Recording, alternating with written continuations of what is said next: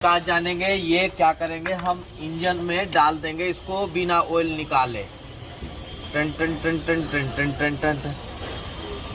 Service due है गाड़ी का, सर्विस होने के लिए आई है, लेकिन अभी ऑयल नहीं खोला है। ऑयल खोलने से पहले ऑयल में मिक्स करेंगे ये इंजन फ्लश, ठीक है, और उसके बाद से करेंगे गाड़ी को स्टार्ट 3 मिनट से 5 मिनट, और फिर कर देंगे ड्रेन।